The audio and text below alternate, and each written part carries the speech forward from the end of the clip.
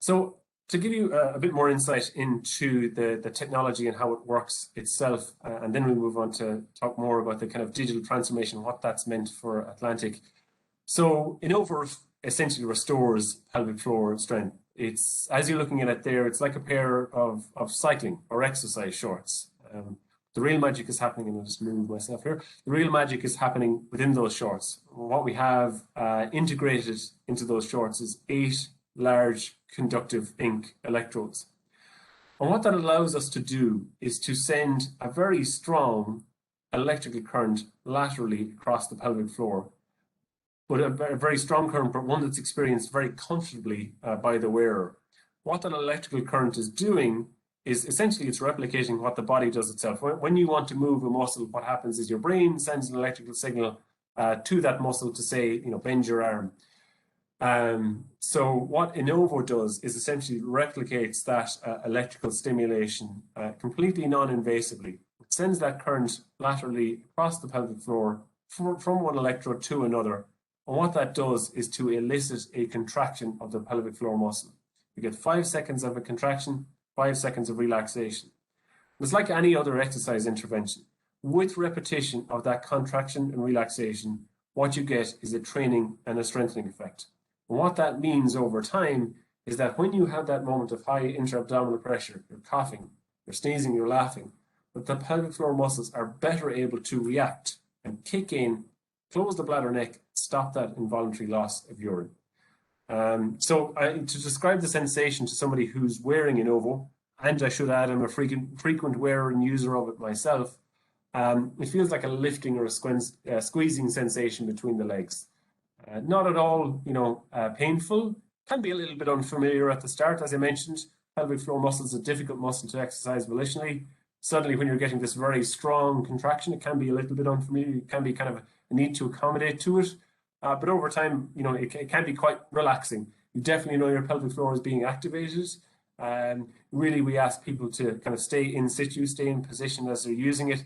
And people tend to use it as their sort of downtime. They'll read their iPad, read a book, watch a bit of TV for the 30 minutes that they're using it each day. 30 minutes a day, 5 days per week. We recommend an initial 12-week treatment intervention, but people tend to start to see improvements after even as little as 2 weeks. We kind of assist people to comply with that recommended regime in order to achieve the best possible outcome. As you'd expect with a technology like this, one of the first things that we had to do is to demonstrate the safety and efficacy, prove that this technology was doing what we knew it could do. So we have a number of clinical trials that have been completed for Innovo, all of which show very strong outcomes in terms of the ability to reduce that involuntary urine loss and also improve pelvic floor muscle strength and activation. And very importantly, those subjective measures, the quality of life, tell us what improvement you feel you've had from Innovo. Those are very important claims as well. So we're at the happy stage now, if you like, where we've gotten our regulatory approval for the US that allows us to sell direct to consumer in the US. We also have the same in place for Europe. And as you'd expect with a breakthrough innovation like this, we've gone to great lengths to make sure that we've protected our patent, the technology behind Innovo as well. I'll talk a little bit about our target audience, and then I think we'll move more into a discussion about digital transformation and the role that that's played for Atlantic Therapeutics. So, firstly, I mentioned before that that there's kind of 2 life events that might provoke stress urinary incontinence for a woman. Firstly is pregnancy and childbirth, the young mums, if you like, and then secondly is the changes as a result of the menopause. There's a reason that we've kind of zeroed in on the older age category, if you like. Firstly, where are we getting this information that tells us that this target audience is engaging more with Innovo? It's perhaps one of the benefits of digital transformation is that because we're selling direct to consumer, we're getting this constant feedback about how engaging our messages are, who is on our website, what are they finding that is useful content for them, what helps them to consider purchasing Innovo. We're getting all of this kind of great feedback constantly about where our message is landing that bit sweeter. And what we found since launching direct to consumer in the US in particular, is that older, that menopausal group, if you like, they are seeing, they are more willing to engage with the Inova brand. And there's a couple of reasons that, that I think that are pretty self-evident as to why that may be. A younger mom, very firmly focused on family, the family healthcare, the family well-being, time poor, perhaps not as much disposable income to consider purchasing a solution like Inova. But I think that time factor is probably the primary one. Perhaps a bit later in life, the family situation, the career situation, perhaps a bit more settled. At the right life stage, if you like, to focus on self-care and well-being, and looking ahead to the future, wanting to stay fit, healthy, active, all of these good things into the later years as well. So in the US, there's 11 million women in this segment alone. So again, the addressable market for a technology like Inova is very, very, very, very large. And how do we set about that challenge of offering Inova direct to consumer? Again, it's a fully integrated activation plan throughout that entire journey. So I talked to you earlier on about the need to generate, firstly, condition awareness. And how we do that, how we open up that conversation is, as you'd expect, when women aren't attending a healthcare professional to address this problem, where are they turning to if they are looking for a solution beyond pads? Dr. Google, right? It's the first place we all go these days when something is going wrong and we're not quite sure what to do about it. And that really gives us the opportunity to step into the conversation through, our digital advertising, through social media advertising. We also do some TV advertising as well. TV remains a great medium to reach a large audience. And again, the benefit, I suppose, of that, kind of digital first approach is you're getting constant feedback about, who is this relevant for? Who looks at an Inova ad or a testimonial and says, this has nothing to do with me, why am I seeing this? Versus who sees that and say, finally, a solution, something that I've been looking for. I'm going to go and learn more about this. And again, I think once then we've brought people onto our web platform where we're giving them all of the rich information that we need to about, let's face it, an unfamiliar technology, an unfamiliar brand like Inova. What we're doing then, I suppose, is constantly giving people the information that they need to assist them in deciding whether or not Inova is suitable for them. So that's things like KOL advocates speaking about Inova and their experiences with it. It's things like peers, those people who have purchased Inova previously. We're all familiar when we're booking a holiday with checking the reviews first. So we spend a lot of time making sure that we're capturing as many reviews as possible so that we can really reflect the real world experience of interacting with Inova to potential customers. And if you like that relationship with the customer starts well before they've purchased. We want to be there for them to answer any questions that they have. We've got a great customer services team, a group called Femtech based in Castlebar. Again, speaking to the strength of the links with the ecosystem here in the west of Ireland. Fantastic group who've been with us throughout our journey as a company and as a brand to support people who are considering purchasing Inova with taking that decision. And then lastly, it's e-commerce, and all the benefits of that in terms of your order flow and so on and so forth. But if you like, one of the key advantages that I see with this go-to-market strategy is the simplicity of it and the fact that it is quite objective in terms of the information that it gives back to the business as well. There's no guesswork, there's no intuition needed. You have this constant flow of data back into the business about what's working and what's not. And that means that you're constantly able to refine the messages that you're putting out there. You're constantly able to better target people with content that will be relevant, interesting, and engaging to them as well. So it really has been transformative for the business. And it's not been a go-to-market strategy that we've had this kind of very clear focus on throughout our existence. Initially at Atlantic, we had a number of different channel strategies, a number of different go-to-market strategies. If you like, I would have described us at our early stages much more like a decathlete, where we wanted to be good at every event. Now I think we're more like the javelin thrower. We are specialized, but we're going to make sure we throw the javelin as far as we possibly can. And direct-to-consumer e-commerce is really going to be the means by which we do that.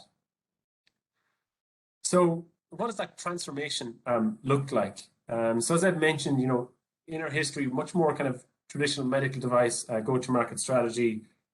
seeking referral or prescription from healthcare professionals, working with a number of distributors, even channels such as direct response TV, your QVC shopping, so on and so forth. Some direct consumer e-commerce as well, but not really this very clear focus that we've had in it for the past kind of 18 months or so. Those channels, they might have been good for generating volume, but we didn't really get those insights into customers that we need. We weren't really able to get that relationship going with our customers and understand what was working for them in their interaction with Innovo. It's also a little bit challenging on margins as well. But in 2020, we rebalanced our strategy very firmly towards direct-to-consumer e-commerce. And on the right-hand side in this little table, you can see the result of that there as well. And I think it's important to say that we're not the first one by any stretch of the imagination that have taken a consumer medical device and brought it to market using this direct-to-consumer approach. Again, we've talked about Slenderstone, there's others here as well. Eargo, a direct-to-consumer hearing company, very, very successful in the US. Willow, they offer a breast pump. LV is another company in the urinary incontinence category that, again, this direct-to-consumer approach has been very, very helpful for them. I'm conscious of time, so I'm just going to keep the pace up here. I talked about the importance of the relationship. If you like, we have the purchase funnel and then we have the usage funnel. So obviously a lot of emphasis at present for us is on the purchase funnel, is on making people aware and then assisting them to take that purchase decision online as well. But increasingly, we're putting a lot of emphasis on that usage funnel as well, supporting people throughout their interaction with Innovo. Constant dialogue through email and customer care, being there for them, the arm around the shoulder as they're using Innovo to get to that outcome that they so richly deserve. And then where you really want to bring people to, I suppose, is to become advocates. I mentioned the importance that peer reviews play in helping people to decide whether or not they want to purchase Innovo. That's really where we try and encourage those who've had a successful outcome with Innovo to share their story with us. And we find that when people do have that really successful outcome, they are much more willing than they might have been beforehand to share that this is a problem that I had and I was able to tackle it with Innovo. And again, this is all being done, as I say, from a digital first perspective. I talked before about the benefit of that digital transformation. It's continuous optimization, very clear metrics, that traffic light system that tells us where things are working, where things aren't working, and also kind of diagnose what we need to do to address it as well. So this data-driven approach that the digital transformation, this shift towards direct-to-consumer has given us, means that we have much greater visibility and accountability, I think, in terms of what needs to be done for us to execute on our commercialization plan. I'm going to jump one slide here and talk a little bit about where we're bringing Innovo next. So we've got a great product, but as I mentioned, it's kind of analog at the minute. There isn't really any feedback either to the user or to the business as to what sort of outcome the consumer, the user, is achieving. So we are working, and indeed very excitingly this week, we're commencing user trials of our fully integrated system for an app-based version of Innovo. And immediately that has benefits for the user in that they're able to track their progress with the therapy. They're able to understand the benefit that they're seeing over time. For the business, we talked before about the richness of the data coming to us from our go-to-market strategy. Now we'll also start to get this great flow of data coming to us from each user's interaction with Innovo as well. And we'll pick insights up from that in terms of our marketing, in terms of further product enhancements that we can apply, and just generally learn so much more about what we can do to improve the user experience of Innovo. I'll jump back one slide as well here. For me, this kind of aligns, if you like, this whole shift towards an app-based version of Innovo aligns with the journey that we've been on, that digital transformation has facilitated for us. We've moved from being a company that kind of shipped a product and sort of forgot about it. Didn't really hear about it unless the user had a negative or very positive experience. That sort of goods dominant approach. We're increasingly moving across this chart towards becoming a service dominant approach, where it's about working with each of our customers to ensure that they get that great therapy outcome that they deserve, and that we're there for them right throughout. As I mentioned, we're almost like their pelvic floor coach, our arm around their shoulder, with that constant dialogue, making sure that they're satisfied, and as I say, getting that great outcome that they deserve. And this is all being facilitated by digital transformation. And this is why we're so excited about this app-based version of Innovo that's due to launch early next year. And as I say, user trials getting underway this week. Great. We're going to try and answer some questions now, Danny, if that's okay with you. Absolutely. We have a few minutes left and there's some questions coming in. So I know that all this will be shared anyway afterwards by Atlantic Fest. So, I mean, amazing stuff there. Great messages, guys. You know, how they've worked so well. They've had, you know, strong investor partnerships, really good go-to-market strategy in a very disruptive environment. Women's health is underserved, but we, as a woman, myself, I appreciate your empathy and vision for female health. So, you know, thumbs up to you guys. You're doing fantastic, but you must create this conditions awareness. I mean, that's very important, and I think that's key to your success going forward. And I love the fact that you've embraced digital transformation in a medtech environment. So well done. And I'm going to get to some questions now. Okay, do you have other Femtech products in the pipeline? And how much are women involved in new product development in your company? Lovely. That is a fantastic question. So I'll answer the question about the the female involvement, if you like, in product development. So the short answer is yes. I'm very proud to say that we are a female-led organization. Our CEO is Susan Trench. She's based out of our Boston office, but she has that innate understanding. As you mentioned, Fiona, I can certainly empathize, but I'm very conscious that here I am, a man speaking about a women's health solution. But the real benefit, I suppose, of having being a woman-led organization, we've got a fantastic, suite of investors that surround the brand as well. For example, Gillian at the Western Development Centre. We have a Dutch investor.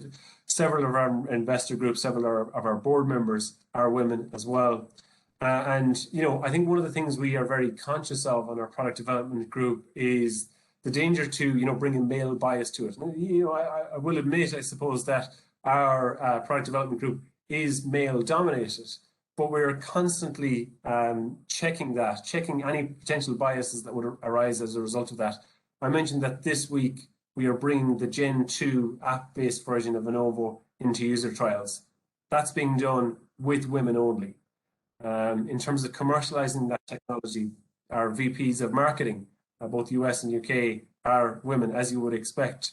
So, while yes, and I think we couldn't avoid having men involved at certain stages of, be it our product development or other aspects of the business, we take extraordinary care to make sure that we're checking any biases as a result. So again, it's something I'm quite proud of, but very conscious of as well, that I'm speaking here as a man about a women's health solution for sure. It's quite all right, Danny. You've convinced me. You've told a great story today. So we've some other financial type questions in from Andy. Thanks, Andy. How many customers have you recruited to date? Have you revenues? What sales level do you need to break even? So maybe if you just want to have a quick look at those. Yeah, I'll top line. We're putting you on the spot here now, aren't we? Yeah. I'll certainly top line some of those. So as I said, the technology behind it has been on the market since about 2013. So over that time we would have had tens of thousands of customers who've had a successful outcome with Innovo.